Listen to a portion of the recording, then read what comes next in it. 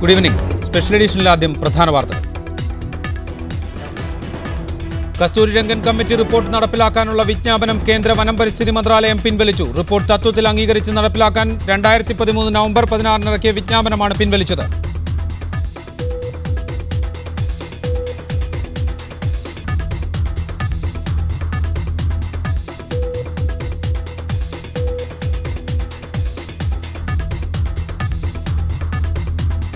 ആറന്മുള വിമാനത്താവളത്തിന്റെ കാര്യത്തിൽ ജനുവരി 21 വരെ തൽസ്ഥിതി തുടരാൻ ഗ്രീൻ ട്രിബ്യൂണൽ ഉത്തരവ്. സാധ്യതാ പഠന റിപ്പോർട്ടിൽ KGS ഗ്രൂപ്പ് കൃത്രിമം കാട്ടിയെന്ന് ഹൈക്കോടതിയിൽ കിറ്റ്കോയുടെ സത്യവാങ്മൂലം. കോഴിക്കോട് കുറ്റ്യാടി കൈവേലിയിൽ വീണ്ടും സംഘർഷം. CPM പ്രവർത്തകന്റെ വീടിന് നേരെ ബോംബേറ്. പോലീസിനും മാധ്യമപ്രവർത്തകർക്കും നേരെ ആക്രമണം. ദേവയാനി ഖൊബ്രാഗഡയ്ക്കെതിരായ കേസ് തൽക്കാലം പിൻവലിക്കില്ലെന്ന് അമേരിക്ക. നയതന്ത്ര ബന്ധത്തിന്റെ പേരിൽ കേസുകൾ റദ്ദാക്കാനാവില്ല. കേസ് പിൻവലിച്ച് മാപ്പ് പറയണമെന്ന നിലപാടിൽ മാറ്റമില്ലെന്ന് ഇന്ത്യ. യഥാർത്ഥ കേസ് വഴിതെറ്റിക്കുകയാണെന്ന് പരിചാരിക സംഗീത റിച്ചാർഡ്സിന്റെ അഭിഭാഷക. ലോക്സഭാ തെരഞ്ഞെടുപ്പിൽ ഘടകകക്ഷികൾക്ക് കൂടുതൽ സീറ്റ് നൽകേണ്ടതില്ലെന്ന് കോൺഗ്രസ്. 17 സീറ്റിൽ മത്സരിക്കാൻ ഹൈക്കമാൻഡ് നിർദ്ദേശം. തെരഞ്ഞെടുപ്പ് അടക്കമുള്ള വിഷയങ്ങൾ ചർച്ച ചെയ്യാൻ CPM സംസ്ഥാന കമ്മിറ്റി നാളെയും മറ്റന്നാളും. സെക്രട്ടേറിയറ്റ് യോഗം തിരുവനന്തപുരത്ത്.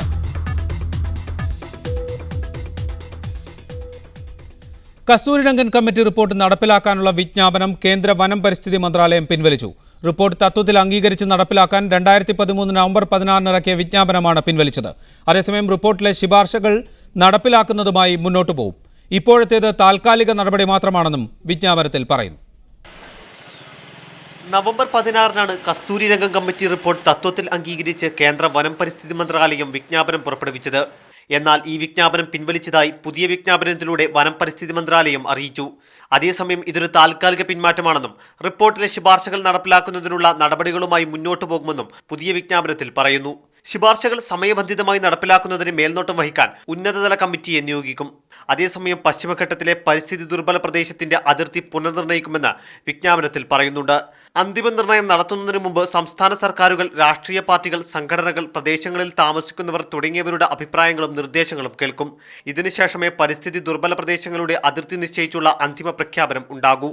കസ്തൂരിരംഗൻ റിപ്പോർട്ട് പ്രകാരം 60,000 സ്ക്വയർ കിലോമീറ്റർ, അതായത് 37% പ്രദേശങ്ങളാണ് പരിസ്ഥിതി ദുർബല പ്രദേശമായി കണ്ടെത്തിയിരിക്കുന്നത്. ഇതിൽ മാറ്റം വരുത്താൻ പുതിയ വിജ്ഞാപനം സഹായകമാകും.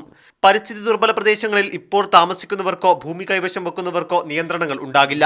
തോട്ടപ്പണികൾ, കൃഷി, മറ്റ് ദൈനംദിന പ്രവൃത്തികൾക്കൊന്നും തടസ്സമുണ്ടാകില്ലെന്നും വിജ്ഞാപനത്തിൽ പറയുന്നു. മീഡിയ 1 ഡൽഹി. കേന്ദ്ര വനം പരിസ്ഥിതി മന്ത്രാലയം ഇന്ന് പുറപ്പെടുവിച്ച പുതിയ വിജ്ഞാപനം നൽകുന്ന സന്ദേശമെന്ത്? സ്പെഷ്യൽ എഡിഷൻ അന്വേഷിക്കുന്നു. VS വിജയൻ, ഗാഡ്ഗിൽ കമ്മിറ്റി അംഗം, പരിസ്ഥിതി ശാസ്ത്രജ്ഞൻ. അദ്ദേഹം തൃശ്ശൂരിൽ നിന്ന് ഈ ചർച്ചയിൽ പങ്കെടുക്കും. ഫാദർ അജി പുതിയപറമ്പിൽ, പശ്ചിമഘട്ട സംരക്ഷണ സമിതി വക്താവ്, ന്യൂസ് റൂമിൽ അദ്ദേഹമുണ്ട്.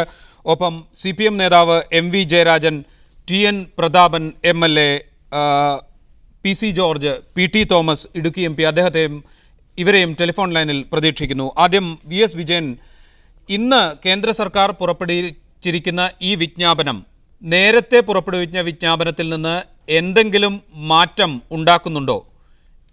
മാറ്റം ഉണ്ടാക്കുന്നില്ലെങ്കിൽ ഈ വിജ്ഞാപനത്തിൻ്റെ ഉദ്ദേശം എന്താണ്? ഈ വിജ്ഞാപനം ഞാൻ കൃത്യമായിട്ട് വായിച്ചിട്ടില്ല, മനസ്സിലാക്കിയിട്ടില്ല. പക്ഷേ ഞാൻ എന്നോട് പറഞ്ഞത് എങ്ങനെയാണെന്ന് വെച്ച് കഴിഞ്ഞാൽ, ഈ പുതിയ വിജ്ഞാപനം കൊണ്ട് പഴയതായിട്ട് പറഞ്ഞിട്ടുള്ള കുറേ കാര്യങ്ങളുണ്ട്. പഴയ വിജ്ഞാപനത്തിൻ്റെ കുറേ കാര്യങ്ങൾ നിലനിൽക്കും. ഇതിൽ പ്രത്യേകമായിട്ട് പറഞ്ഞിരിക്കുന്നത്, ഇതിൻ്റെ പരിസ്ഥിതി ലോല പ്രദേശം തീരുമാനിക്കുമ്പോൾ, പ്രത്യേകിച്ച് അതിൻ്റെ അതിരുകൾ തീരുമാനിക്കുമ്പോൾ അവിടെയുള്ള ജനങ്ങളുടെ അഭിപ്രായം കൂടെ കൂടി എടുത്തിട്ട് വേണം തീരുമാനിക്കുക എന്നാണ് പറഞ്ഞേക്കണമെന്ന് ഞാൻ മനസ്സിലാക്കുന്നത്. അപ്പോൾ അതാണെന്നുണ്ടെങ്കിൽ ഇത് വലിയ ഗുണം ചെയ്യുന്നില്ല. കൃഷിക്കാർക്കും ഗുണം ചെയ്യുന്നില്ല, മറ്റുള്ളവർക്കും ഗുണം ചെയ്യുന്നില്ല. കാരണം പശ്ചിമഘട്ടത്തിൻ്റെ 37% സ്ഥലമാണ്, അതായത് 60,000 സ്ക്വയർ കിലോമീറ്ററാണ് ഇപ്പോൾ പരിസ്ഥിതി ലോല പ്രദേശമായിട്ട് ഡിക്ലെയർ ചെയ്യാനായിട്ട് കസ്തൂരിരംഗൻ റിപ്പോർട്ട് പറഞ്ഞിരിക്കുന്നത്. കേരളത്തിനെ സംബന്ധിച്ചോളം ഈ 37% ഏരിയ എന്ന് പറയുമ്പോൾ വരുന്നത് ഇപ്പോൾ ഉള്ള നമ്മുടെ പ്രൊട്ടക്റ്റഡ് ഏരിയാസും നാഷണൽ പാർക്സും സാങ്ച്വറീസും ഒക്കെ കഴിഞ്ഞ് കഴിഞ്ഞാൽ അത് തന്നെ 85% വരും. അതിൽ ബാക്കി 15% മാത്രമാണ് ഇതിന് വെളിയിൽ വരുന്നത്. ഈ നാഷണൽ പാർക്സും ഇത് ഓൾറെഡി പ്രൊട്ടക്റ്റ് ചെയ്ത സ്ഥലങ്ങളാണ്, അതിനകത്തൊന്നും ചെയ്യാനില്ല.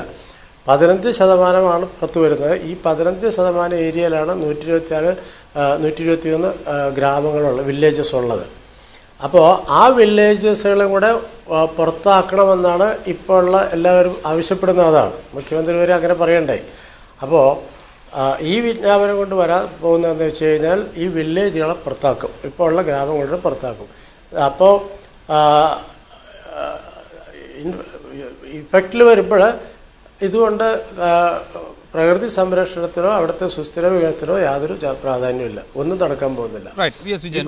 T N Prathapan M L A അദ്ദേഹം ടെലിഫോൺ ലൈനിൽ ചേർന്നു. ശ്രീ ടി എൻ പ്രതാപൻ, ഇന്ന് കേന്ദ്ര സർക്കാർ പുറപ്പെടുവിച്ച വിജ്ഞാപനത്തിൽ സംസ്ഥാന സർക്കാരിന് ഇതുമായി ബന്ധപ്പെട്ട കസ്തൂരിരംഗൻ കമ്മിറ്റി റിപ്പോർട്ട് മൂലം പ്രയാസങ്ങൾ അനുഭവിക്കേണ്ടി വരുന്ന ആളുകൾക്ക് അവരുടെ അഭിപ്രായങ്ങൾ അറിയിക്കാനും അതനുസരിച്ച് അതിർത്തികൾ പരിസ്ഥിതി ലോല പ്രദേശത്തിൻ്റെ അതിരുകൾ നിർണ്ണയിക്കാനും സാധിക്കും. അത്തരത്തിലാണ് അതിരുകൾ നിർണ്ണയിക്കുക എന്നാണ് ഈ വിജ്ഞാപനത്തിൽ പറയുന്നത്. ഇവിടെ ചൂണ്ടിക്കാണിക്കുന്നത് പോലെ ഇപ്പോൾ വിവാദത്തിലായിരിക്കുന്ന 123 വില്ലേജുകളെ ഒഴിവാക്കിക്കൊണ്ട് കസ്തൂരിരംഗൻ കമ്മിറ്റി റിപ്പോർട്ട് നടപ്പാക്കുന്ന അവസ്ഥയിലേക്കാണോ കാര്യങ്ങൾ നീങ്ങുക? ശരിക്കും പറഞ്ഞാൽ കസ്തൂരിരംഗൻ റിപ്പോർട്ടിനേക്കാൾ ഗവൺമെന്റ് പ്രാധാന്യം കൊടുക്കേണ്ടത് ഗാർഗിൽ റിപ്പോർട്ടാണെന്നുള്ള കാര്യം വീണ്ടും വ്യക്തമാവുകയാണ്. കാരണം ജനങ്ങളുടെ അഭിപ്രായം ചോദിക്കുമെന്ന് പറഞ്ഞാൽ അങ്ങനെ ജനങ്ങളുടെ അഭിപ്രായം ചോദിക്കുന്നതിന് ഏറ്റവും കൂടുതൽ പ്രാധാന്യം കൊടുത്തിരിക്കുന്നത് ഗാർഗിൽ കമ്മിറ്റി റിപ്പോർട്ടിലാണ്. ഈ പറയുന്നത് പ്രകാരം ജനങ്ങളുടെ അഭിപ്രായം ചോദിച്ച് കാര്യങ്ങൾ ചെയ്യുമെന്ന് പറയുമ്പോൾ സ്വാഭാവികമായും ഇങ്ങനൊരു റിപ്പോർട്ട് വേണ്ടി വരില്ല. കാരണം ഈ പറഞ്ഞ ഒരു വില്ലേജിലും ഇത്തരത്തിലുള്ള പരിസ്ഥിതി ദുർബല പ്രദേശങ്ങൾ ഐഡന്റിഫൈ ചെയ്ത് നിശ്ചയിക്കുന്നതിന് ഒരാളും സമ്മതിക്കാൻ പോകുന്നില്ല. അത് ഫലത്തിൽ നേരത്തെ ഡോക്ടർ പറഞ്ഞതുപോലെ 100% നെഗറ്റീവായി മാറും.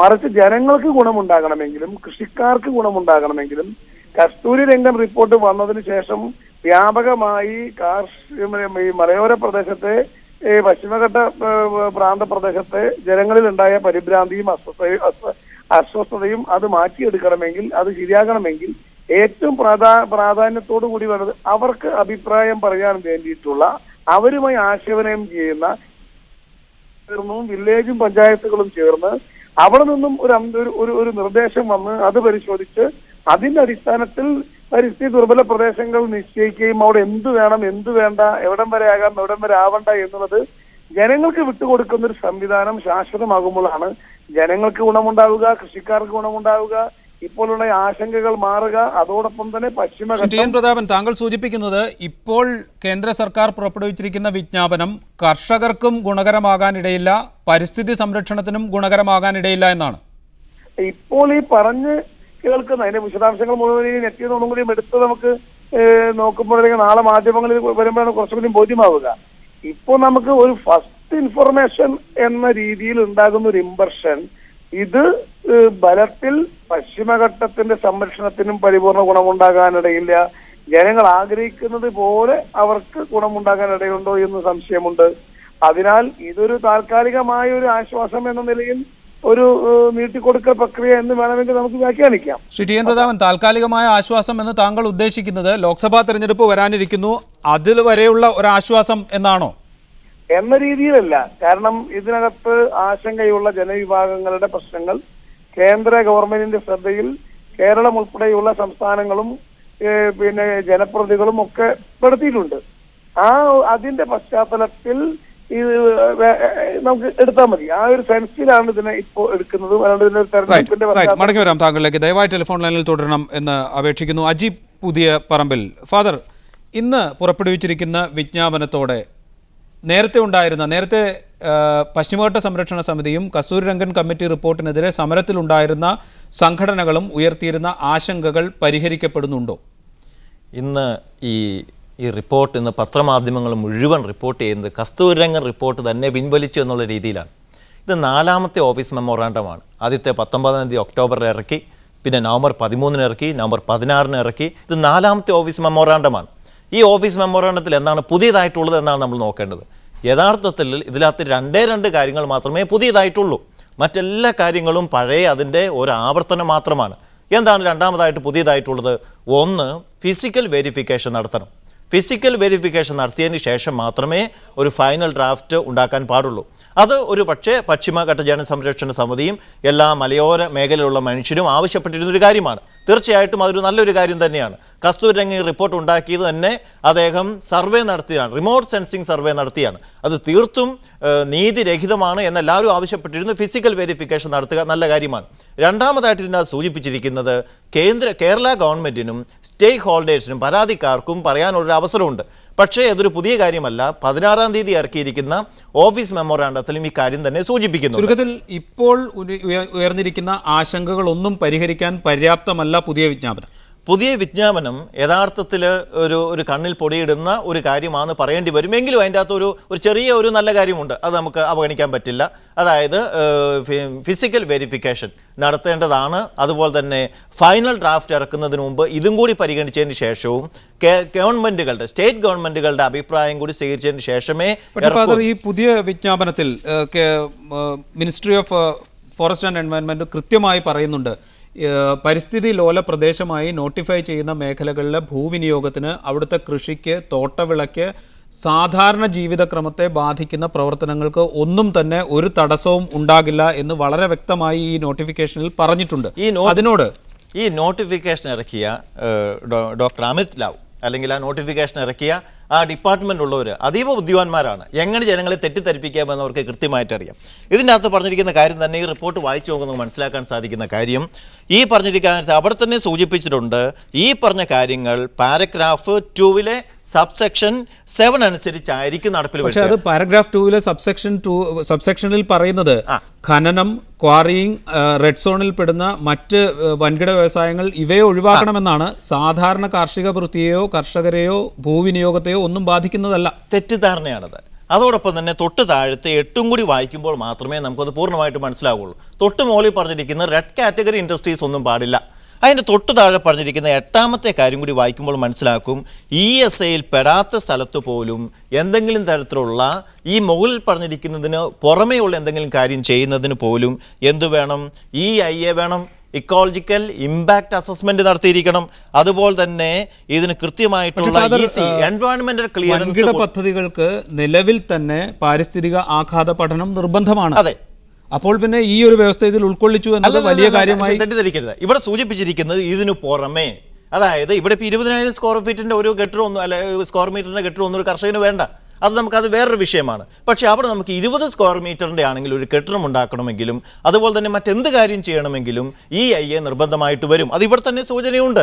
അതുപോലെ തന്നെ EC നിർബന്ധമായിട്ട് വരും. ഇത് എൻവയോൺമെന്റൽ ക്ലിയറൻസ് നിർബന്ധമായിട്ട് വരും. ചുരുക്കി പറഞ്ഞാൽ ഇത് ഒരു പഞ്ചസാരയിൽ പൊതിഞ്ഞിട്ടുള്ള ഒരു പുതിയ കാര്യം തന്നെയാണ്. മടങ്ങിയെത്താം. MV ജയരാജൻ CPM നേതാവ്, അദ്ദേഹം ടെലിഫോൺ ലൈനിലുണ്ട്. ശ്രീ MV ജയരാജൻ, ഇടതുപക്ഷം ഉന്നയിച്ചിരുന്ന പ്രധാന ആക്ഷേപം കേന്ദ്ര സർക്കാർ പുറപ്പെടുവിച്ച വിജ്ഞാപനം സംസ്ഥാന സർക്കാരുമായി കൂടിയാലോചിക്കാതെ പുറപ്പെടുവിച്ചതാണ്, അതുകൊണ്ട് തന്നെ അത് പിൻവലിക്കണം, ആ വിജ്ഞാപനം പിൻവലിക്കണം എന്നാണ്. പുതുക്കിയ വിജ്ഞാപനത്തിൽ സംസ്ഥാന സർക്കാരുമായും പരാതികൾ ഉള്ളവരുമായും ആശയവിനിമയം നടത്തിയും ഫിസിക്കൽ വെരിഫിക്കേഷൻ ഭൗതികമായി പരിശോധനകൾ നടത്തിയതിനു ശേഷവും മാത്രം പരിസ്ഥിതി ലോല പ്രദേശം ആയി പ്രഖ്യാപിക്കാം എന്ന് വ്യക്തമാക്കിയിട്ടുണ്ട്. ഇടതുപക്ഷത്തിന്റെ എതിർപ്പ് ഇവിടെ തീരുന്നുണ്ടോ? ഇവിടെ നാം കാണേണ്ടത് കസ്തൂരിരംഗൻ റിപ്പോർട്ട് ഏകപക്ഷീയമായി നടപ്പാക്കുന്നതിനെതിരായിട്ടുള്ള ജനരോഷമാണ് കേരളത്തിൽ ഉയർന്നു വന്നത്.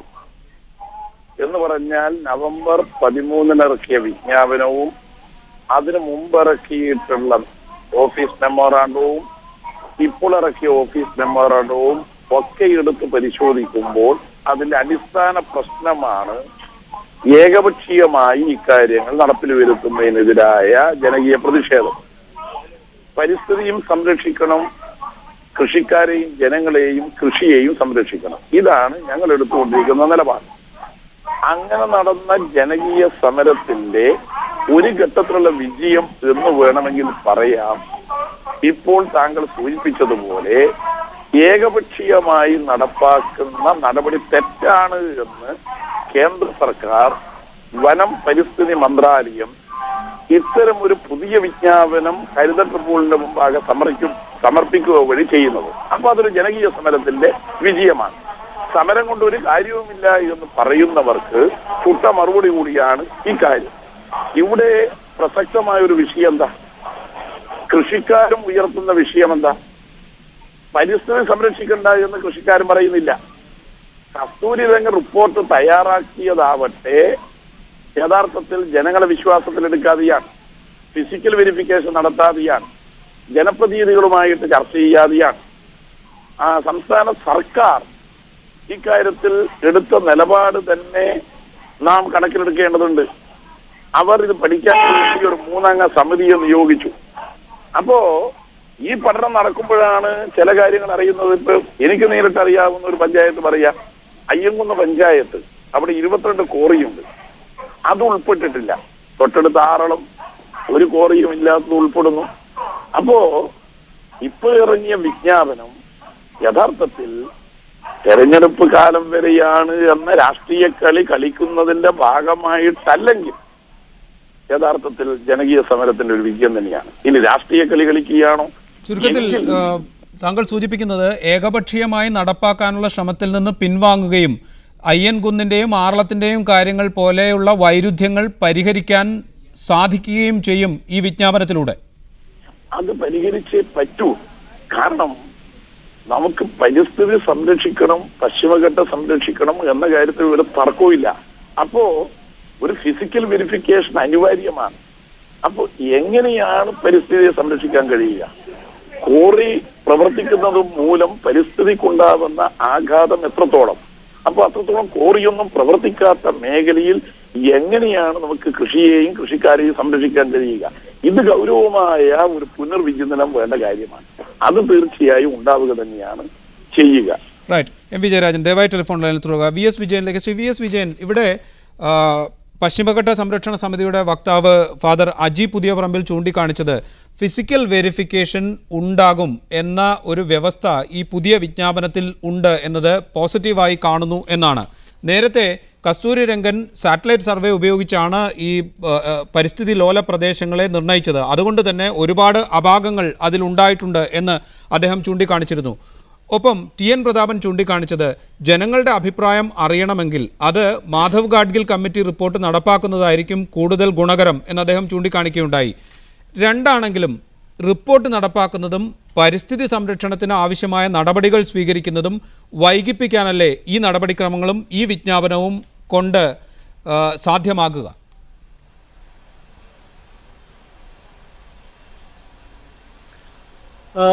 എന്നെനിക്ക് മുഴുവൻ സമ്മതിക്കാൻ പറ്റില്ല. കാരണം എൻ്റെ അഭിപ്രായത്തിൽ ഇവിടെ ഒരു ചെറിയൊരു ഗൂഢാലോചനയുണ്ട്. കാരണം ഈ പരിസ്ഥിതി ലോല പ്രദേശമെന്ന് അദ്ദേഹം പറയുന്ന കസ്തൂരിരംഗൻ കമ്മിറ്റി പറഞ്ഞിരിക്കുന്ന സ്ഥലത്ത് തന്നെ പാറമടകളുണ്ട്. അപ്പോൾ ആ ഗ്രാമങ്ങളെ മുഴുവൻ വെളിയിലാക്കി കഴിഞ്ഞാൽ ഈ പാറമടകൾ മുഴുവൻ രക്ഷപ്പെടും. ഇതാണ് ഇതിൻ്റെ സംഗതി. ഇവിടെ ഇപ്പോൾ ഈ സമരം ചെയ്യുന്ന ആളിന് ശരിക്കും കൃഷിക്കാരോടാണ് സ്നേഹം ഉണ്ടായിരുന്നുവെങ്കിൽ എന്തുകൊണ്ട് 67% ഏരിയ ഇതിന് വെളിയിലാക്കി എന്നാണ് ചോദിക്കേണ്ടത്. കേരളത്തിൽ ഏറ്റവും കൂടുതൽ പാറമടകളുള്ളത് ഈ 67% ഏരിയയിലാണ്. അതാണ് മനസ്സിലാക്കേണ്ടത്. അതായത് പരിസ്ഥിതി ലോല പ്രദേശത്തിന് വെളിയിലുള്ള സ്ഥലത്താണ് പാറമടകൾ മുഴുവൻ വർക്ക്. ഇതിനകത്ത് കുറച്ച് മാത്രമേ ഉള്ളൂ. ഇപ്പോൾ ആ കുറച്ച് പാറമടകളോടെ സംരക്ഷിക്കുക എന്നുള്ളതാണ് ഇതിൻ്റെ ഒരു ലക്ഷ്യമെന്നാണ് ഞാൻ മനസ്സിലാക്കുന്നത്. അപ്പോൾ സത്യത്തിൽ പറഞ്ഞാൽ സംഭവിക്കുന്നത് എന്താ വെച്ച് കഴിഞ്ഞാൽ പാറമടകളെ മൊത്തമായിട്ടും സംരക്ഷിക്കുന്നതിനുള്ളൊരു പരിപാടിയാണത്. കൃഷിക്കാർക്ക് പാറമടകളോട് സംരക്ഷിക്കുമ്പോൾ സംഭവിക്കുന്ന കൃഷിക്കാർക്കാണ് അതിൻ്റെ നഷ്ടം വരാൻ പോകുന്നത്. വെള്ളത്തിൻ്റെ പ്രശ്നം വരും, പരിസ്ഥിതി പ്രശ്നം വരും. ശരിക്കും വരുന്നത് കൃഷിക്കാർക്ക് തന്നെയാണ് നഷ്ടം. അതാണ് സംഗതി. അപ്പോൾ ആ ഒരു കാര്യം പറഞ്ഞിട്ട് സമരം ചെയ്തു കഴിഞ്ഞാൽ ആ സമരം ഞങ്ങളൊക്കെ സമ്മതിച്ചാണ്. ഇത് അങ്ങനെയല്ല. ഇത് കൃഷിക്കാരെ മുന്നിൽ നിർത്തുന്നു. പ്രത്യക്ഷത്തിൽ കൃഷിക്കാർക്കൊരു പ്രശ്നം ഇതിൽ വരുന്നില്ല.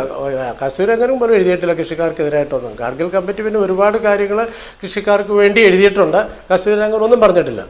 ഇവിടെ പ്രശ്നം വരാൻ പോകുന്നത് കസ്തൂരിരംഗൻ കമ്മിറ്റി റിപ്പോർട്ടിൽ ഇനിയിപ്പോൾ അവർ ഫീൽഡ് ഡാറ്റയൊക്കെ വെച്ചിട്ട് വിസിറ്റ് നടത്തി പഞ്ചായത്തുകളോടൊക്കെ അഭിപ്രായം ചോദിച്ചാലും പറയാൻ പോകുന്നത് ഈ 121 പഞ്ചായത്തിന് ഗ്രാമത്തിനെ വെളിയിലാക്കണമെന്ന് പറയുള്ളൂ. ആ ഗ്രാമത്തിനെ വെളിയിലാക്കുമ്പോൾ ഈ പാറമടകൾ രക്ഷപ്പെട്ടു എന്ന് തന്നെയാണ് ഇത് വരുന്നത്. അല്ല വേറെ വ്യത്യാസമൊന്നും അതിനകത്ത് വരുന്നില്ല. കൃഷിക്കാർ കൂടുതലുള്ള വെളിയിലല്ലേ, അവിടെ സംരക്ഷണം ഇല്ലല്ലോ, അവിടെ മുഴുവൻ പാറമടകളാണ്. Right. Shri V S Vijayan, മടങ്ങിയെത്താൻ താങ്കളിലേക്ക്. ടി എൻ പ്രതാപൻ, ഇവിടെ ചൂണ്ടിക്കാണിച്ചപ്പെട്ടതുപോലെ പാറമടകൾ ഇപ്പോൾ തന്നെ നിലവിൽ പാറമടകളിൽ ഭൂരിഭാഗവും കസ്തൂരിരംഗൻ കമ്മിറ്റി റിപ്പോർട്ട് തയ്യാറാക്കിയ പരിസ്ഥിതി ലോല പ്രദേശങ്ങളുടെ പട്ടികയ്ക്ക് പുറത്താണ്.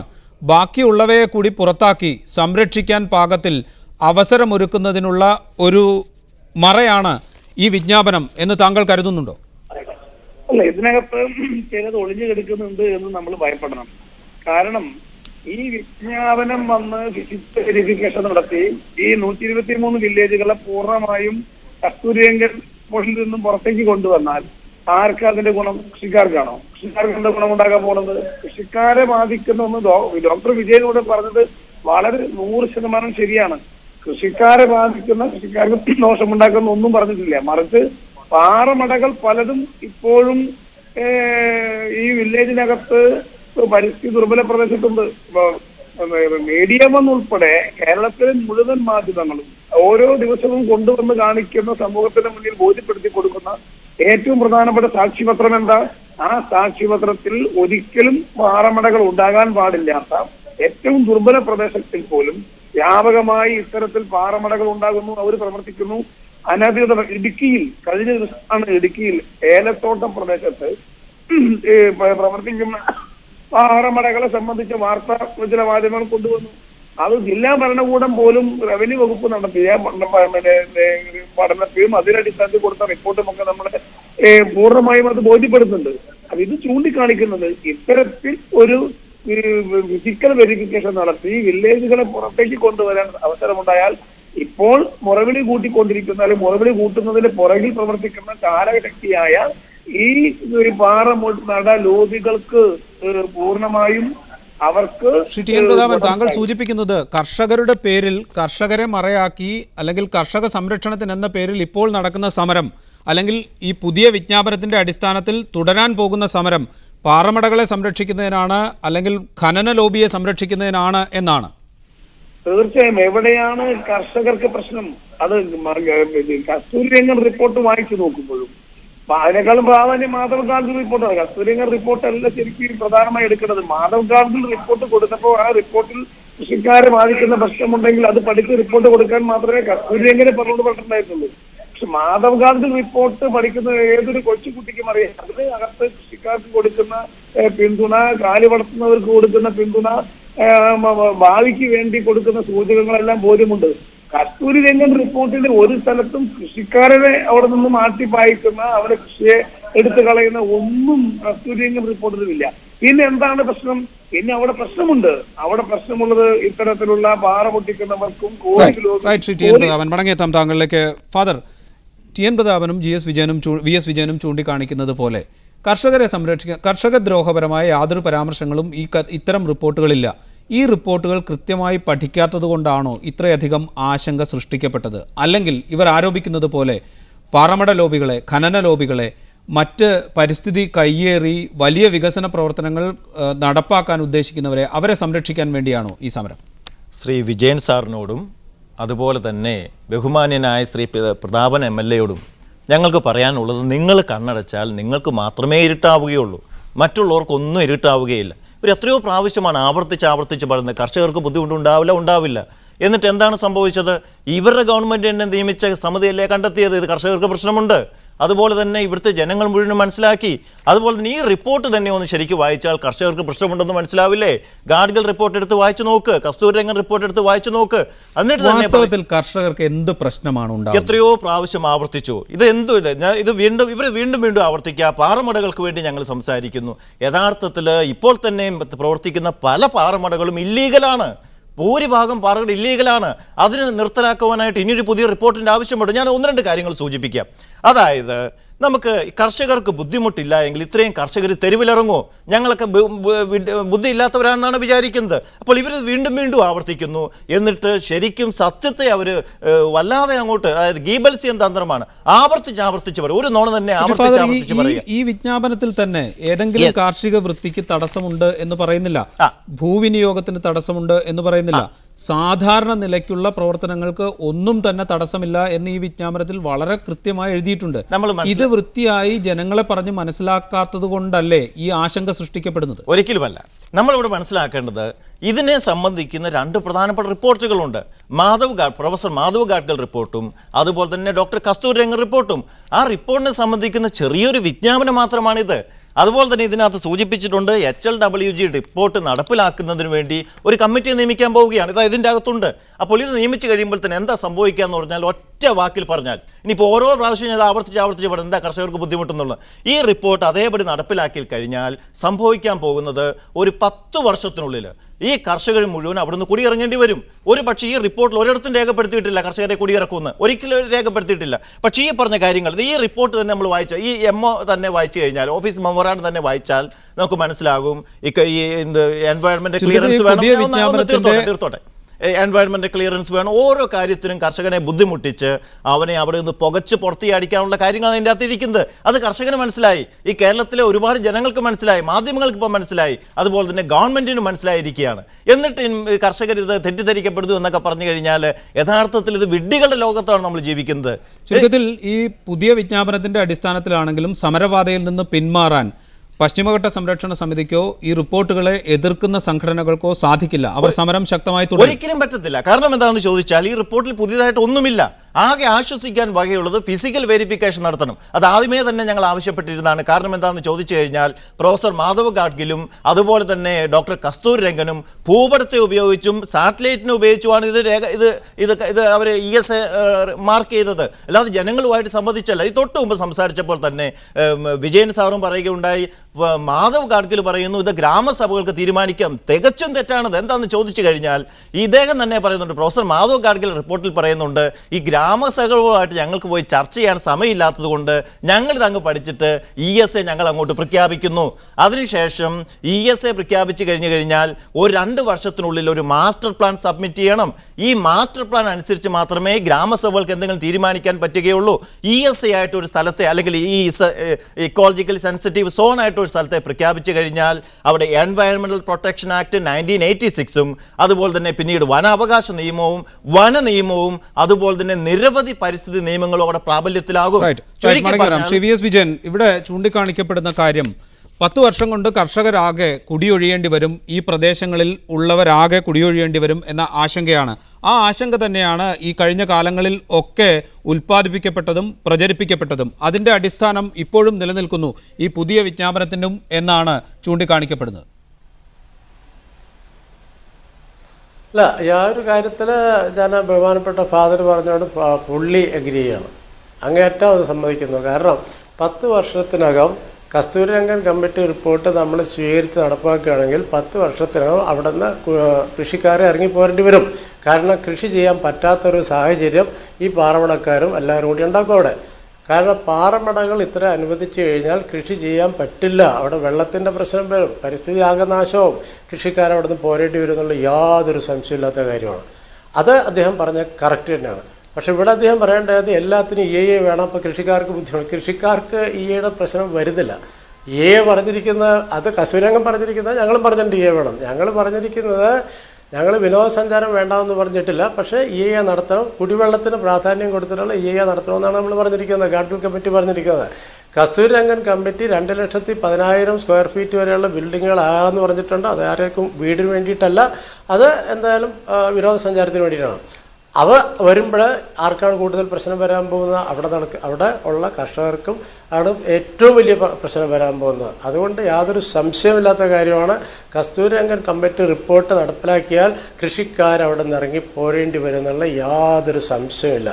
പിന്നെ അദ്ദേഹം പിതാവ് പറയുണ്ടായി ഞങ്ങളിങ്ങനെ ആവർത്തിച്ചാവർത്തിച്ചു എന്ന് പറയും. അത് തന്നെയാണ് എനിക്ക് പിതാവിനോടും പറയാനുള്ളത്. ആവർത്തിച്ചൊരു നുണ പറഞ്ഞു കഴിഞ്ഞാൽ അതൊരിക്കലും ശരിയാകാൻ പോകുന്നില്ല. ഗാഡ്ഗിൽ കമ്മിറ്റി റിപ്പോർട്ട് കൃത്യമായിട്ട് പല സ്ഥലത്തും പറഞ്ഞിട്ടുണ്ട്. ഗ്രാമസഭയോട് ആലോചിച്ചിട്ട് വേണം ഫൈനൽ ഡിസിഷൻ എടുക്കാനെന്ന് പറഞ്ഞിട്ടുണ്ട്. അപ്പോൾ അദ്ദേഹം പറയുന്നത് അതിലെഴുതിയിട്ടുണ്ട്, ഇത് EA ഡിക്ലെയർ ചെയ്തതിന് ശേഷമെന്ന് പറഞ്ഞിട്ടുണ്ട്. EA ഡിക്ലെയർ എന്ന് വെച്ച് കഴിഞ്ഞാൽ ഒരു താലൂക്കാണ് നമ്മൾ പറയുന്നത്. ആ താലൂക്ക് EA ഡിക്ലെയർ ചെയ്തതിന് ശേഷം അതിനകത്താണ് ശരിക്കുള്ള ഇതിൻ്റെ അതിർത്തികൾ തീരുമാനിക്കേണ്ടത്. ആ അതിർത്തികൾ തീരുമാനിക്കേണ്ടത് ഗ്രാമസഭയാണെന്ന് തന്നെയാണ് പറഞ്ഞിരിക്കുന്നത്. ഇപ്പോൾ വട്ടിയൂർക്കാവിൻ്റെ പ്രശ്നങ്ങളിലൂടെ ഏറ്റവും വലിയ പ്രശ്നമായിട്ട് എപ്പോഴും മുഖ്യമന്ത്രി പറയാറുള്ളത് നെടുമങ്ങാട് താലൂക്കിൽ പല പ്രദേശത്തും കാടുകളുണ്ട്. ആ കാടുകൾ അല്ലെങ്കിൽ അതുപോലെ പരിസ്ഥിതി പ്രശ്നങ്ങളുടെ ഏരിയകൾ സംരക്ഷിക്കണമെന്നാണ് പറഞ്ഞിരിക്കുന്നത്. അത് ചിലപ്പോൾ ഒരു വാർഡിലായിരിക്കും അല്ലെങ്കിൽ ഒരു പഞ്ചായത്തിലായിരിക്കും. അതാണ് സംരക്ഷിക്കേണ്ടത്. അത് ഐഡന്റിഫൈ ചെയ്താണ് പഞ്ചായത്തും ഗ്രാമസഭയും കൂടി ചെയ്യേണ്ടത്. ആ ഒരു വ്യത്യാസം കൃത്യമായിട്ട് മനസ്സിലാക്കണം ഇനിയെങ്കിലും. റൈറ്റ്. എം വി ജയരാജൻ, നേരത്തെ താങ്കൾ സൂചിപ്പിച്ചു ഏകപക്ഷീയമായി നടപ്പാക്കാൻ ശ്രമിക്കുന്നതിൽ നിന്ന് പിൻവാങ്ങുന്നു, അതൊരു ജനകീയ സമരത്തിന്റെ വിജയമാണ് എന്ന്. ഇവിടെ പശ്ചിമഘട്ട സംരക്ഷണ സമിതി ഉൾപ്പെടെ സമര രംഗത്തുള്ളവർ പറയുന്നത് ഈ വിജ്ഞാപനം പുതുതായി ഒന്നും നൽകുന്നില്ല, ഫിസിക്കൽ വെരിഫിക്കേഷനുള്ളൊരു വ്യവസ്ഥയുണ്ട് എന്നതിനപ്പുറം പുതുതായി ഒന്നും നൽകുന്നില്ല, അതുകൊണ്ട് സമരരംഗത്ത് ശക്തമായി തുടരും എന്ന്. ഇടതുപക്ഷവും ആ നിലപാടിനോട് യോജിക്കുമോ? ഒരു കാര്യം എല്ലാവരും അംഗീകരിക്കുന്നു, അത് ഏകപക്ഷീയമായിട്ടാണ് കേന്ദ്ര സർക്കാർ ഇക്കാര്യത്തിലെടുത്ത തീരുമാനം. അപ്പൊ ഏകപക്ഷീയമായത് തെറ്റാണ്. ആ തെറ്റ് തിരുത്തണം. ആ തെറ്റ് തിരുത്തുക എന്ന് പറയുമ്പോൾ എങ്ങനെയാ? ജനങ്ങളെയും ജനപ്രതിനിധികളെയും കൃഷിക്കാരെയും വിശ്വാസത്തിലെടുക്കണം. ഒറ്റ കാര്യമേ ഞങ്ങളേതുപോലുള്ള പ്രസ്ഥാനങ്ങൾക്ക് പറയാനുള്ളൂ. പരിസ്ഥിതിയെ സംരക്ഷിക്കണം, കൃഷിക്കാരെയും കൃഷിയെയും സംരക്ഷിക്കണം. ഇവിടെ കൃഷിക്കാരിൽ കുറെ ആശങ്ക ഉയർന്നു വന്നിട്ടുണ്ട്. ആ ആശങ്കക്ക് അടിസ്ഥാനവുമുണ്ട്. പാറമട നിയമവിരുദ്ധമായി പ്രവർത്തിക്കുന്നത് തടയണമെന്ന കാര്യത്തിൽ ആർക്കും വ്യത്യസ്ത അഭിപ്രായം ഉണ്ടാവില്ല. അതിനാണ് ഞാനൊരു ഉദാഹരണം പറഞ്ഞത്. ഇതൊന്നും ഇല്ലാത്ത സ്ഥലം, ഇല്ലാത്ത വില്ലേജ് എങ്ങനെ ഇതിൽ ഉൾപ്പെട്ടു? സംശയാസ്പദമാണ്. 100 ജനങ്ങൾ താമസിക്കുന്ന ഒരു ചതുരശ്ര കിലോമീറ്റർ ചുറ്റളവിൽ 100-ലധികം ജനങ്ങൾ താമസിക്കുന്നത് ഒന്നും ഉൾപ്പെടില്ല, പക്ഷേ ഉൾപ്പെട്ടിരിക്കുന്നു. ഇത്തരത്തിൽ റിപ്പോർട്ടിൽ തന്നെ പരസ്പര വൈരുദ്ധ്യമുള്ളതുണ്ട്. അപ്പോൾ ഗാഡ്ഗിൽ റിപ്പോർട്ടാവട്ടെ, കസ്തൂരിരംഗൻ റിപ്പോർട്ടാവട്ടെ, ഇതെല്ലാം തന്നെ ജനങ്ങളെയും ജനപ്രതിനിധികളെയും വിശ്വാസത്തിലെടുത്തുകൊണ്ട് നടപ്പിൽ വരുത്താൻ കഴിയത്തക്ക നിലയിലുള്ള ഒരു ജനാധിപത്യ രീതിയാണ് ഇവിടെ ഉണ്ടാവേണ്ടത്. ശ്രീ എം വി ജയരാജൻ, ഇപ്പോൾ വനം പരിസ്ഥിതി മന്ത്രാലയം പുറപ്പെടുവിച്ചിരിക്കുന്ന പുതിയ വിജ്ഞാപനം ഈ ആശങ്കകൾ പരിഹരിക്കാൻ പര്യാപ്തമാണോ? ജനപ്രതിനിധികളെയും ജനങ്ങളെയും സംസ്ഥാന സർക്കാരിനെയും ഒക്കെ വിശ്വാസത്തിലെടുത്തുകൊണ്ട് റിപ്പോർട്ട് നടപ്പിലാക്കാൻ പാകത്തിലുള്ളൊരു വിജ്ഞാപനമാണോ ഇപ്പോൾ പുറപ്പെടുവിച്ചിരിക്കുന്നത്? അതങ്ങനെയല്ല എന്നാണ് പശ്ചിമഘട്ട സംരക്ഷണ സമിതി ഉൾപ്പെടെയുള്ള ആളുകൾ പറയുന്നത്. അങ്ങനെ കേന്ദ്ര സംസ്ഥാന സർക്കാർ ചെയ്യുന്നില്ലെങ്കിൽ, ഈ വിജ്ഞാപനത്തെ തുടർന്ന് അങ്ങനെയൊരു നടപടി സ്വീകരിക്കുന്നില്ലെങ്കിൽ, വീണ്ടും ഏകപക്ഷീയമായ രീതിയിലാണ് നടപ്പാക്കാൻ പോകുന്നതെങ്കിൽ സ്വാഭാവികമായി ജനകീയ സമരം ഇതിനേക്കാൾ ശക്തമായിട്ട് ഉയർന്നു വരും. ആ സമരത്തിനൊപ്പം ഇടതുപക്ഷം ഉണ്ടാവുകയും ചെയ്യും. എന്താ സംശയം? പരിസ്ഥിതി സംരക്ഷിക്കാനും കൃഷിക്കാരെ രക്ഷിക്കാനുമായുള്ള സമരത്തിൽ ഇടതുപക്ഷം അതിശക്തമായി ഉണ്ടാവും. കസ്തൂരിരംഗൻ കമ്മിറ്റി റിപ്പോർട്ട് നടപ്പാക്കുകയേ വേണ്ട എന്നതാണ് സമരരംഗത്തുള്ള സംഘടനകളുടെ അഭിപ്രായം. അതിനോട് യോജിപ്പുണ്ടോ? കസ്തൂരിരംഗൻ റിപ്പോർട്ടാവട്ടെ, ഗാഡ്ഗിൽ റിപ്പോർട്ടാവട്ടെ, പരിസ്ഥിതി സംരക്ഷണവും കാർഷിക മേഖലയിലുള്ള ജനങ്ങളുടെ ആശങ്ക പരിഹരിച്ചുകൊണ്ട് പ്രായോഗികമായ നടപടികൾ എടുക്കുകയും ചെയ്യുകയാണെങ്കിൽ അത് നമ്മുടെ നാടിന് പ്രയോജനകരമാകുന്ന ഒന്നായിരിക്കും. ഇപ്പൊ അങ്ങനെയല്ല ഉള്ളത്. അത് ഏകപക്ഷീയമായി നടപ്പാക്കിയതോടുകൂടി സർക്കാരിന് യഥാർത്ഥത്തിൽ ജനങ്ങളുടെ വിശ്വാസമില്ലാണ്ടായി, കൃഷിക്കാരെ വിശ്വാസമില്ലാണ്ടായി. കൃഷിക്കാരെ ഇപ്പൊ ചിലർ വ്യാഖ്യാനിക്കുന്നത് കോറിക്കാരുടെ ഏജന്റുമാരായിട്ടാണ്. അല്ല. ഈ നാട്ടിൽ ആദിവാസികളും കൃഷിക്കാരുമാണ് കാട് സംരക്ഷിച്ചത്, മണ്ണൊലിപ്പ് തടഞ്ഞത്, ഇന്നത്തെ കുന്നും മലയും നിലനിർത്തിയത് അവരാണ്.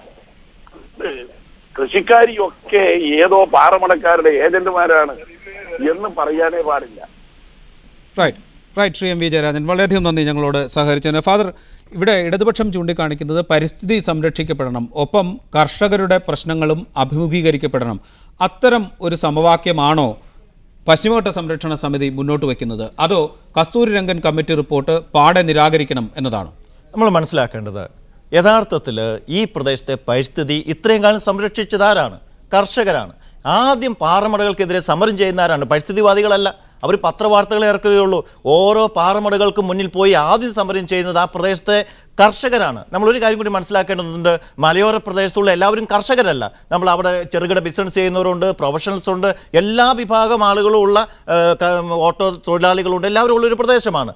അപ്പോൾ ഇതുപോലെയുള്ള പാറമടകൾക്കെതിരെയും പരിസ്ഥിതി മലിനീകരണ പ്രവർത്തനങ്ങൾക്കെതിരെയും ആദ്യം പടപൊരുതുന്ന കർഷകനെ ഈ പരിസ്ഥിതി വിരോധിയാക്കി മാറ്റിയതാണ് ഏറ്റവും വലിയ തെറ്റ് യഥാർത്ഥത്തിൽ ഇവിടുത്തെ പരിസ്ഥിതിവാദികൾ ചെയ്തത്. അവർ വാദിക്കുന്നതേ ഉള്ളൂ, പക്ഷെ പ്രവർത്തിക്കുന്ന ആരാണ്? പരിസ്ഥിതിക്ക് വേണ്ടി ഇവിടുത്തെ കർഷകരാണ്.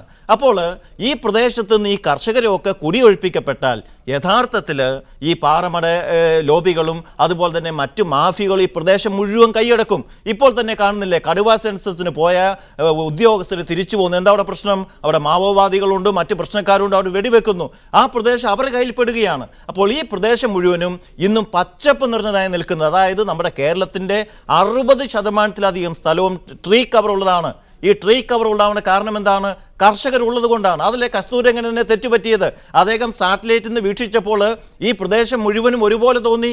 അതർ ചുരുക്കത്തിൽ പരിസ്ഥിതി സംരക്ഷണത്തോടൊപ്പം കർഷകരുടെ പ്രശ്നങ്ങൾ അഭിസംബോധന ചെയ്യുകയും അവരുടെ നിലനിൽപ്പ് സുരക്ഷിതമാക്കുകയും വേണം എന്ന ഇടതുപക്ഷത്തിൻ്റെ ആവശ്യത്തോട് പശ്ചിമഘട്ട സംരക്ഷണ സമിതി യോജിക്കുന്നുണ്ടോ, അതോ കസ്തൂരിരംഗൻ കമ്മിറ്റി റിപ്പോർട്ട് പൂർണ്ണമായും നിരാകരിക്കണം എന്ന നിലപാടിൽ? ഇവിടെ കസ്തൂരിരംഗൻ ആണെങ്കിലും ശരി, മാധവ് ഗാഡ്ഗിൽ റിപ്പോർട്ടാണെങ്കിലും ശരി, ESA എന്നുള്ളത് ഒരു പ്രദേശത്തെ പരിസ്ഥിതി ലോലമായിട്ട് ഒരു നിശ്ചിത പ്രദേശത്തെ മാത്രം പരിസ്ഥിതി ലോല പ്രദേശമായിട്ട് പ്രഖ്യാപിച്ചുകൊണ്ട് അവിടുത്തെ മനുഷ്യരെ ഡിസ്ക്രിമിനേറ്റ് ചെയ്തുകൊണ്ട് മറ്റ് മനുഷ്യർക്ക് അനുഭവിക്കുന്ന വികസന താല്പര്യങ്ങളും അതുപോലെ തന്നെയുള്ള കാര്യങ്ങളും നിരാകരിച്ചുകൊണ്ട് ഒരു പ്രദേശത്തെ മനുഷ്യരെ മാത്രം ഒരു ESA ലിസ്റ്റിൽപ്പെടുത്തി വിലങ്ങ് വെക്കുന്നതിനോട് ഒരു തരത്തിലും പശ്ചിമഘട്ട ജനസംരക്ഷണ സമിതിയിലുള്ളവർക്ക് മാത്രമല്ല, ഇന്ത്യൻ കോൺസ്റ്റിറ്റ്യൂഷനിലെ ഇത് റൈറ്റ് ഓഫ് ഇക്വാലിറ്റി, നമ്മുടെ രാജ്യത്തിൻ്റെ ഭരണ സംവിധാനത്തെ ആദരിക്കുന്ന, ഭരണഘടനയെ ആദരിക്കുന്ന ആർക്കും തന്നെ ഇത് അംഗീകരിക്കാൻ പറ്റുകയില്ല. ഞാൻ ഒന്നിനൊരു മറുപടിയും കൂടി പറയാൻ ആഗ്രഹിക്കുന്നു. തൊട്ട് മുമ്പ് വിജയമാഷ് സൂചിപ്പിച്ചപ്പോഴും ഗാഡ്ഗിൽ റിപ്പോർട്ടിൽ അദ്ദേഹം ഇത് പലപ്പോഴും ആവർത്തിക്കുന്ന കാര്യമായതുകൊണ്ടാണ് ഞാൻ വീണ്ടും മറുപടി പറയാൻ ആഗ്രഹിക്കുന്നത്. ഗ്രാമസഭകൾക്ക് തീരുമാനിക്കാൻ ഞാൻ ആദ്യമേ പറഞ്ഞു കഴിഞ്ഞു. യഥാർത്ഥത്തിൽ അദ്ദേഹം തന്നെ ESA ആയിട്ട് പ്രഖ്യാപിച്ചു. അതിനുശേഷം 3 കമ്മിറ്റികളെ പറ്റി പറയുന്നുണ്ട്. ഒന്ന് വെസ്റ്റേൺ ഘട്ട് അതോറിറ്റി, അതുപോലെ തന്നെ രണ്ടാമത്തെ state level authority, 3 district level authority. ഈ ഗ്രാമസഭകൾ തന്നെ എടുക്കുന്ന തീരുമാനങ്ങൾക്ക് ഇവരുടെ അപ്രൂവൽ വേണം. ഇതൊന്നും എളുപ്പത്തിൽ നടക്കുന്ന കാര്യങ്ങളല്ല. എന്നിട്ട് വെറുതെ നമ്മൾ ആവർത്തിച്ച് പറയുകയാണ്, ഇതാ ഗ്രാമസഭകൾക്ക് തീരുമാനിക്കാം. ഒന്നും തീരുമാനിക്കാനായിട്ട് പറ്റത്തില്ല. ശ്രീ VS വിജയൻ, അവസാനമായ ഒരു കാര്യം, പരിസ്ഥിതി ദുർബല പ്രദേശം ആയി പ്രഖ്യാപിക്കുന്നത് അവിടുത്തെ ജനങ്ങളെ വിലങ്ങിടുന്നതിന് തുല്യമാണ് എന്നാണ് ആക്ഷേപിക്കുന്നത്. അതിലെന്തെങ്കിലും വസ്തുതയുണ്ടോ? നിലവിൽ തന്നെ പരിസ്ഥിതി ദുർബല പ്രദേശങ്ങളായി പ്രഖ്യാപിക്കപ്പെട്ട നിരവധി സ്ഥലങ്ങൾ രാജ്യത്തുണ്ട്. അല്ല, അവിടെയാണ് പ്രധാന പ്രശ്നം. ഈ പരിസ്ഥിതി ലോല പ്രദേശവും പരിസ്ഥിതി മൃദുല പ്രദേശവും, അതായത് EFL നമ്മുടെ ഗവൺമെൻറ് മാണി സാറ് ഉണ്ടായിരുന്നപ്പോൾ കൊണ്ടുവന്നത് ഇല്ലേ, അതിൽ വളരെ സ്ട്രിക്റ്റായിട്ടുള്ള റൂൾസ് ആൻഡ് റെഗുലേഷൻസുമാണ്. അവിടെ കൃഷിക്കാർക്ക് പ്രശ്നങ്ങളുണ്ട്. അവർ ഭൂമി ഏറ്റെടുക്കാൻ തന്നെ പറ്റും. ആ നിയമം വെച്ചിട്ട് പ്രൈവറ്റ് ഭൂമി വേണമെങ്കിൽ ഏറ്റെടുക്കാം, പല കാര്യങ്ങളും വെച്ച് പറ്റും. അത് ശരിക്കും പറഞ്ഞാൽ ജനവിരുദ്ധമായിട്ടുള്ള പരിപാടിയായിരുന്നു. ESA ഗാഡ്ഗിൽ കമ്മിറ്റി വിഭാവനം ചെയ്യുന്ന ESAയിൽ മനുഷ്യന് സ്വാതന്ത്ര്യമുണ്ട്. അവൻ ഇറക്കി വിടുന്ന പ്രശ്നമില്ല. കൃഷിക്കാർ കൃഷി ചെയ്തിരിക്കും, കൃഷി ചെയ്യണ്ടെന്ന് പറയുന്നില്ല. യാതൊരുവിധ നിബന്ധന അതിൽ പറഞ്ഞിരിക്കുന്നത് എന്താ വെച്ച് കഴിഞ്ഞാൽ, അതിലോല പ്രദേശം, ഏറ്റവും കൂടുതൽ പരിസ്ഥിതി ലോലമായിട്ടുള്ള സ്ഥലങ്ങളിൽ ചില ആക്ടിവിറ്റീസ് പാടില്ല. പാറമട അവിടെ പാടില്ല എന്ന് പറഞ്ഞിട്ടുണ്ട്. അത് കൃത്യമായിട്ട് പറഞ്ഞിട്ടുണ്ട്. ഉള്ള പാറമടകൾ 5 വർഷത്തിനോ അടക്കണമെന്നും പറഞ്ഞിട്ടുണ്ട്. കുത്തനെയുള്ള പാറയിൽ പോയിട്ട് നിങ്ങൾ ചെയ്യാൻ പോയി കഴിഞ്ഞാൽ അങ്ങനെ സമ്മതിക്കാൻ പറ്റും? അതാണ് ഈ പരിസ്ഥിതി അതിലോല പ്രദേശം എന്ന് പറയുന്നത്. അത്തരം ഏരിയകളിൽ ചില കാര്യങ്ങൾ നമ്മൾ കുറച്ചുകൊണ്ട്, പക്ഷേ പാറമട വേണ്ടാന്നൊരു സ്ഥലത്തും പറഞ്ഞിട്ടില്ല. സോൺ 2ലും സോൺ 3ലും പാറമടകളാകാമെന്നും പറഞ്ഞിട്ടുണ്ട്. അവിടെ EIA നടത്തണമെന്ന് പറഞ്ഞിട്ടുണ്ട്. EIA നടത്തിയിട്ടാകാമെന്ന് തന്നെ പറഞ്ഞിരിക്കുക. വേണ്ടാന്ന് ഒരു പറഞ്ഞിട്ടില്ല ഒരു കാര്യത്തിലും. ശ്രീ VS വിജയൻ, അവസാനമായ ചുരുക്കത്തിൽ ഈ കസ്തൂരിരംഗൻ കമ്മിറ്റി റിപ്പോർട്ടായാലും അതിനുശേഷം പുറപ്പെടുവിച്ച വിജ്ഞാപനങ്ങളായാലും അത് സംബന്ധിച്ചുള്ള അവ്യക്തതകളും തർക്കങ്ങളും തുടരുക തന്നെ ചെയ്യും. അതിനൊരു പരിഹാരം ഈ വിജ്ഞാപനം ഉണ്ടാക്കുന്നില്ല. ഈ വിജ്ഞാപനം കൊണ്ട് അതുകൊണ്ട് വരാൻ പോകുന്നില്ല. ഗവൺമെൻറ് ചെയ്യേണ്ടിരുന്നത് ഗാഡ്ഗിൽ കമ്മിറ്റി റിപ്പോർട്ട് കൊണ്ട് പല റെക്കമെൻഡേഷൻസും ആശങ്ക ഉളവാക്കിയിട്ടുണ്ട്. ആ റെക്കമെൻഡേഷന് കീഴിൽ ആ ആശങ്ക മാറ്റാനുള്ള രീതിയിൽ ഒരു എക്സ്പ്ലനേഷൻ കൊടുത്തു കഴിഞ്ഞാൽ അതിന് യാതൊരു പ്രശ്നം ഉണ്ടാകുന്നില്ല, യാതൊരു സംശയമില്ലാത്ത കാര്യം. ശ്രീ VS വിജയൻ, വളരെയധികം നന്ദി. ഒപ്പം father Aji Puthiyaparambil, MV Jayarajan, T N Prathapan, വളരെയധികം നന്ദി ഈ ചർച്ചയിൽ പങ്കെടുത്തു.